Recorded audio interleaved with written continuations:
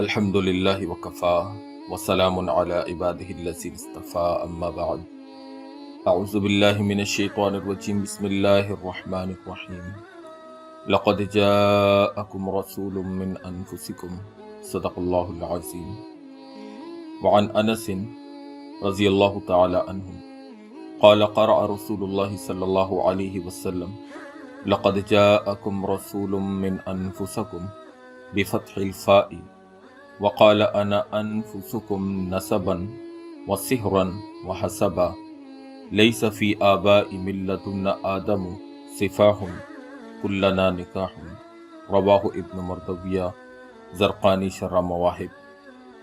حضرت انس رضی اللہ تعالی عنہ سے روایت ہے کہ رسول اللہ صلی اللہ علیہ وسلم نے اس آیت کو یعنی لقد جاءکم رسول من انفسکم بفتح الفاء پڑھا، جس کے معنی یہ ہیں کہ بے شک آئے تمہارے پاس اللہ کے رسول تمہارے اشرف اور افضل اور سب سے زیادہ نفیس خاندان سے۔ اس آیت کی تلاوت کے بعد آپ صلی اللہ علیہ وسلم نے ارشاد فرمایا کہ میں باعتبار حسب و نسب کے تم سب سے افضل اور بہتر ہوں، اور میرے آباء و اجداد میں حضرت آدم سے لے کر اب تک کہیں زنا نہیں، سب نکاح ہے۔ اس حدیث کو ابن مردویہ نے روایت کیا ہے۔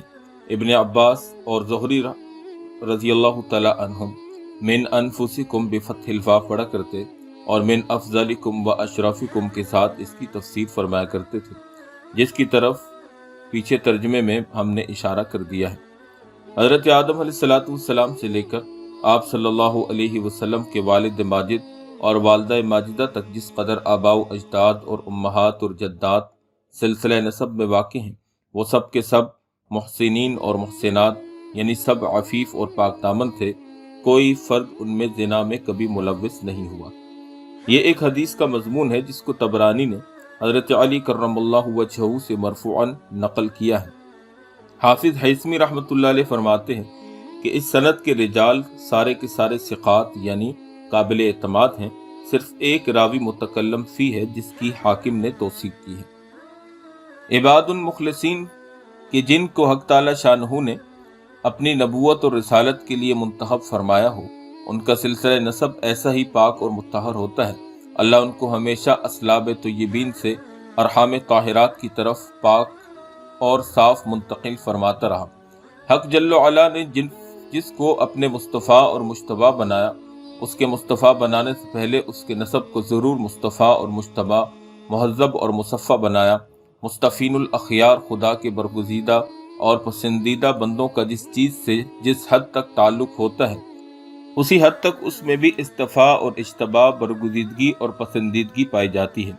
جب منافقین نے ام المومنین حضرت عائشہ رضی اللہ تعالی عنہ پر تہمت لگائی تو اللہ تعالی جل شانہ نے صدیقہ بنت صدیق کی براءت میں سورہ نور کی 10 آیتیں نازل فرمائی۔ ان میں سے ایک آیت یہ بھی تھی وَلَوْلَا إِذْ سَمِعْتُمُوهُ قُلْتُمْ مَا يَكُونُ لَنَا أَن نَّتَكَلَّمَ بِهَذَا سُبْحَانَكَ هَذَا بُهْتَانٌ عَظِيمٌ، سنتے ہی کیوں نہ کہہ دیا کہ سبحان اللہ یہ بہتان عظیم ہے، ہم اس میں لب کشائی نہیں کر سکتے۔ یعنی اے مسلمانوں، تم کو واقع افق سنتے ہی فوراً یہ کہہ دینا لازمی تھا کہ سبحان اللہ یہ بہت بڑا بہتان ہے، معاذ اللہ۔ پیغمبر کی بیوی کہیں فاجرہ ہو سکتی ہے، پیغمبر کی بیوی تو عفیفہ اور طاہرہ ہی ہوگی۔ ابن منذر نے ابن عباس رضی اللہ تعالیٰ عنہ سے روایت کیا ہے کہ ما بغت امرأۃ نبی قط، کسی پیغمبر کی بیوی نے کبھی زنا نہیں کیا۔ ابن جریج رحمۃ اللہ علیہ فرماتے ہیں کہ منصب نبوت کے مناسب اور شایان نہیں کہ پیغمبر کی بیوی فجور میں مبتلا ہو۔ ابن عشاکر نے اشرس خراسانی سے مرفوعاً روایت نقل کی ہے کہ نبی کریم صلی اللہ علیہ وسلم نے ارشاد فرمایا کہ کسی پیغمبر کی بیوی نے کبھی زنا نہیں کیا۔ حافظ ابن کثیر اپنی تفسیر میں اثر ابن عباس ما بغت امرأۃ نبی قط کو نقل کر کے فرماتے ہیں ایسا ہی اکرمہ، سعید بن جبیر اور ضحاک وغیرہ سے منقول ہے۔ جب پیغمبروں کی ازواج کا فاجرہ ہونا منصب نبوت کے منافی ہے تو انبیاء اور رسل کی امہات اور جدات کا غیر عفیف ہونا بدرجہ اولا منصب نبوت اور رسالت کے منافی اور مباین ہوگا۔ حضرت آدم علیہ السلام سے لے کر نبی کریم صلی اللہ علیہ وسلم تک جس قدر انبیاء اور مرسلین گزرے، کسی طاعن نے ان کے نسب مطہر میں کبھی کلام نہیں کیا۔ صرف یہود लअनहुम अल्लाह तआला फिद दुनिया वल आखिरा। उन्होंने हज़रत ईसा अलैहिस्सलातु वस्सलाम की वालिदा माजिदा हज़रत मरियम सिद्दीक़ा रज़ी अल्लाह तआला अन्हा पर तहमत लगाई तो हक़ तआला शानहू ने अपनी किताब में नहायत तफसील के साथ हज़रत मरियम सलामुल्लाह अलैहा की बराअत और हज़रत मसीह अलैहिस्सलातु वस्सलाम की विलादत बासआदत की कैफियत को बयान फरमाया और जा बजा यहूदियों पर इस तान की वजह से लानत फरमाई है, जिससे साफ जाहिर है कि उस गयूर मुतलक की बेचून चगून गैरत एक लम्हा के लिए गवारा नहीं कर सकती कि कोई खबीस उसके भेजे हुए पैगंबरों के पाक नसब में किसी किस्म का कोई शक और तरद्दुद पैदा करे।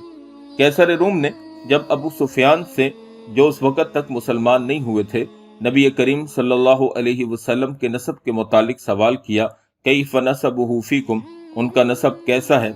सही बुखारी के ये अल्फाज हैं कि हज़रत अबू सुफियान ने ये जवाब दिया, हुआ फ़ीना ज़ू नसबिन, वो हम में बड़े नसब वाले हैं।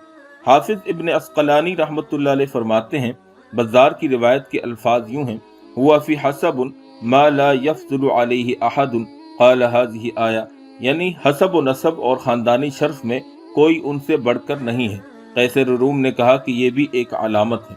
ये रिवायात फ़थुल बारी की रिवायात हैं। इसी तरह नबी होने की एक अलामत यह है कि आप सल्लल्लाहु अलैहि वसल्लम का सबसे आला और अशरफ ख़ानदान है। सही बुखारी के अल्फाज ये हैं, कैसर रूम ने हज़रत अबू सुफियान का जवाब सुनकर ये कहा, वकज़ालिक रुसुलु तुबअसु फ़ी अहसाबि क़ौमिहा, पैगंबर हमेशा शरीफ ही ख़ानदान से होते हैं। हमारे नबी अकरम सल्लल्लाहु अलैहि वसल्लम का सिलसिला नसब जो आलम के तमाम सलासिल अंसाब से आला और बरतर और सबसे अफजल और बेहतर है, और सिलसिलतुल ज़हब और शजरतुन नसब ये है।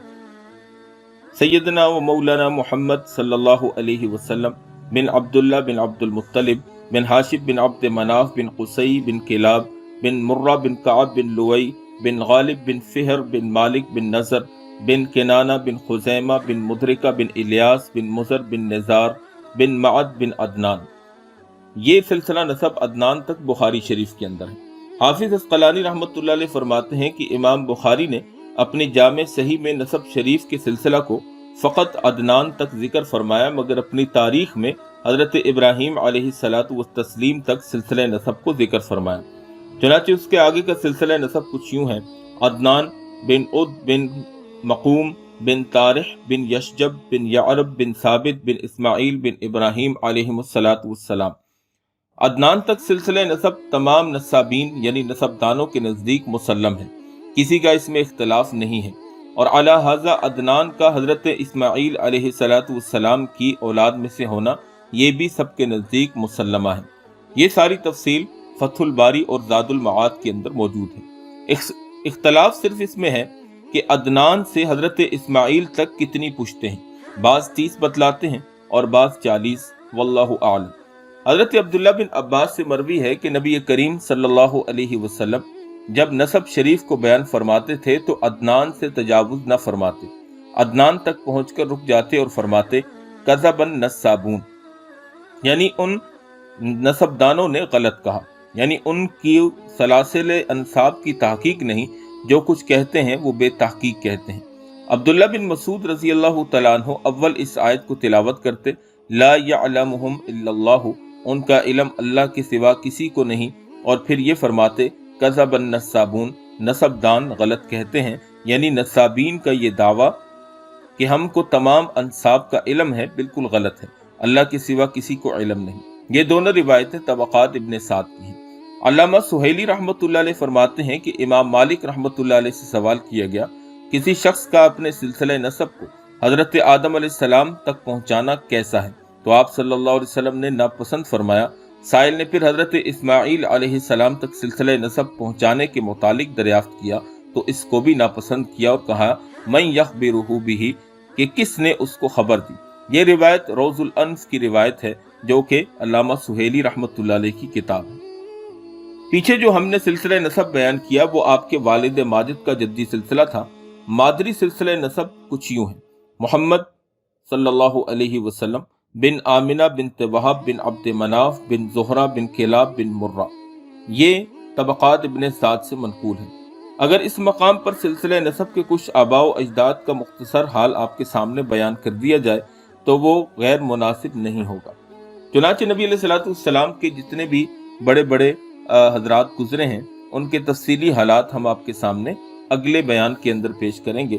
فی الحال نبی علیہ الصلوۃ والسلام کے سلسلہ نسب اور آپ کے آباء و اجداد اور آپ کے نسب کی طہارت اور پاک دامنی کو آپ کے سامنے پیش کرنا مقصود تھا، جس سے یہ بات پتہ چلی کہ ہمارے رسول صلی اللہ علیہ وسلم کس قدر پاک دامن اور پاکیزہ شخصیت تھے کہ اللہ رب العزت نے آپ کا آدم علیہ السلام سے لے کر اور نبی پاک صلی اللہ علیہ وسلم تک کس قدر حفاظت سے رکھا، اور اللہ جل شانہ نے کس قدر اچھے انداز سے آپ کے خاندانی نسل کی حفاظت فرمائی۔